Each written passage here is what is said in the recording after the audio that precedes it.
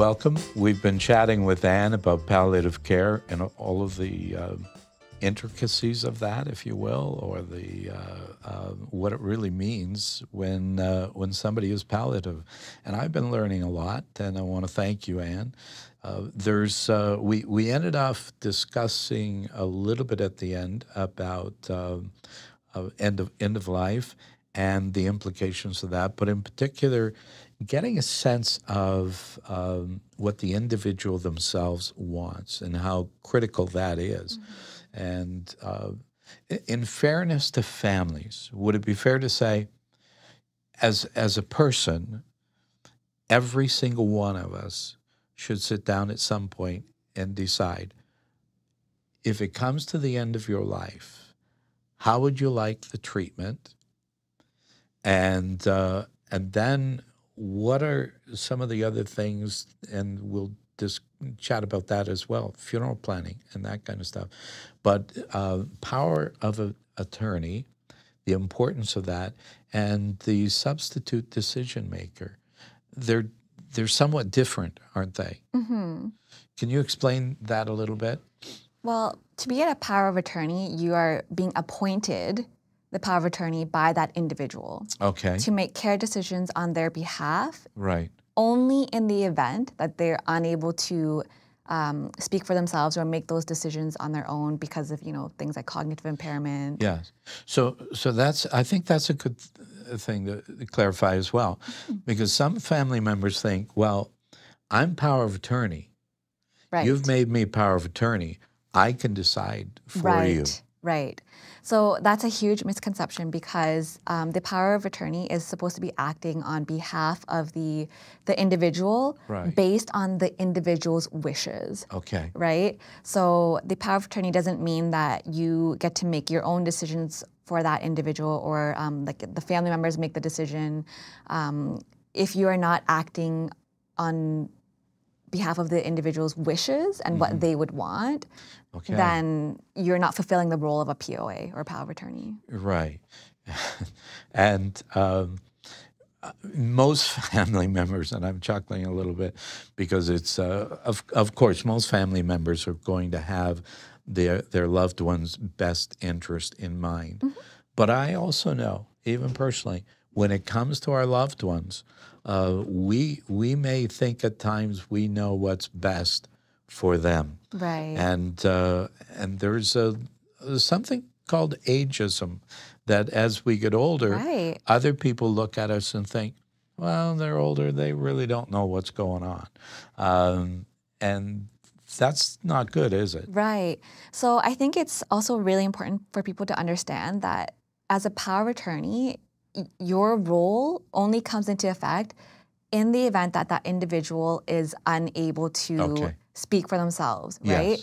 So even if the individual has dementia, they may have moments of clarity and understanding, right? Good. Brief moments of lucidity where they're able to understand, and in that case, they can still consent for certain things like medications or treatment, right, as long as they are determined to be lucid or able to understand in that moment. Yes, right? Yeah. So again, it's good to know. Right. So even if someone has periods, up and down, where they're cognitively aware, and then they go back to being forgetful or they don't remember, right, in that moment, if they can understand, then they can make a decision for themselves in that moment.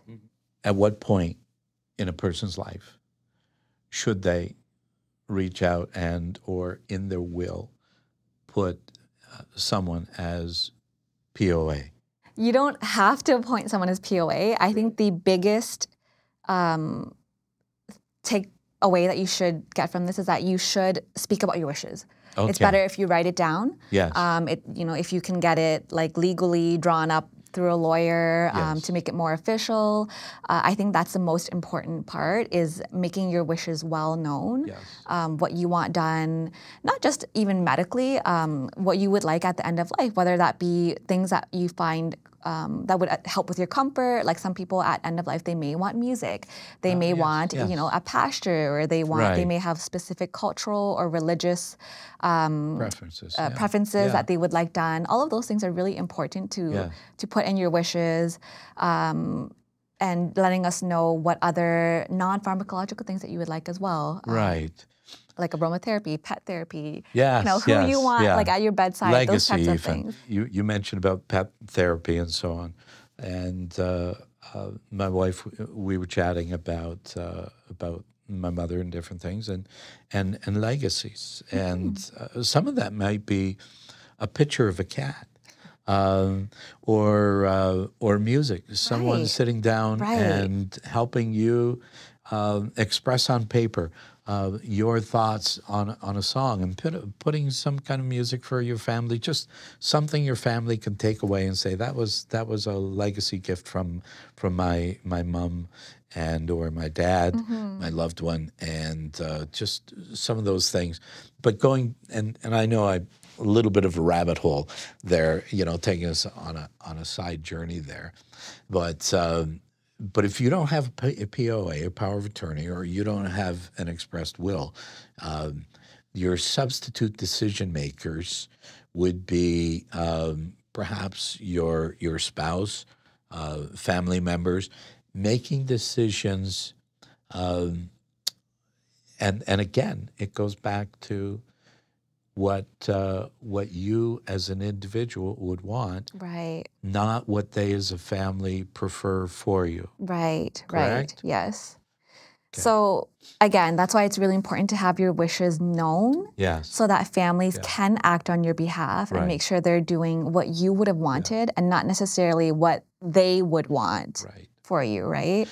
We've done a whole session on funeral planning in the past, and Eric Tappington has done he's the owner of Chapel Ridge Funeral Home, and he's partnered with us and helped us in a lot of different ways, and our residents and as well as staff, and he's put together a segment for us that helps to understand funeral planning, because I believe there's about 87 or 78, one of those decisions immediately that need to be done when someone passes away.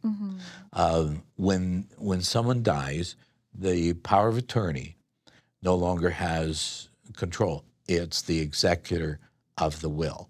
And the executor is the person who takes over, again, what you as an individual have expressed, where the funeral is to take place, whether it's a pastor leading it or family members leading it, whatever, and the type of songs you might want played. So it's good for family members to get to know their loved one and in terms of their preferences. Do you actually know the hymn that they would love the most? Yeah, and it's never too early to start planning or talking about your wishes, right? Yes. I think because you never know. Life is we never know what life has in store for us, right? So it's really important, like even if you're young, like just get your wishes out there, make sure everyone knows what you would want. Right. Well, I want to say thank you. And I really appreciate you taking the time. I know seriously that you are busy, and you have a lot of work that you do and care. There's something unique, and I think people need to know. There's something unique about caregivers and nurses, people who go into this profession. It's not about the money. It's a calling, and when you have that sense of calling, you're making a difference in the lives of other people. And sometimes in the day-to-day we can forget that, but I want you to know that, and you make a difference.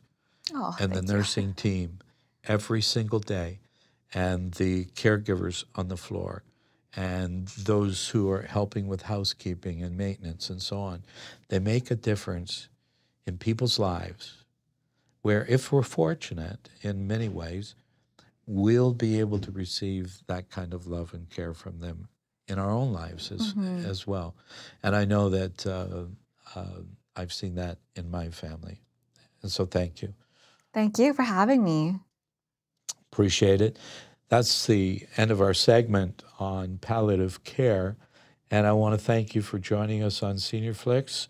I would encourage you to give us a like on it and share it with other people, and check out some of the other channels that we have as well. Thank you for taking the time with us, and again, thank you, Anne.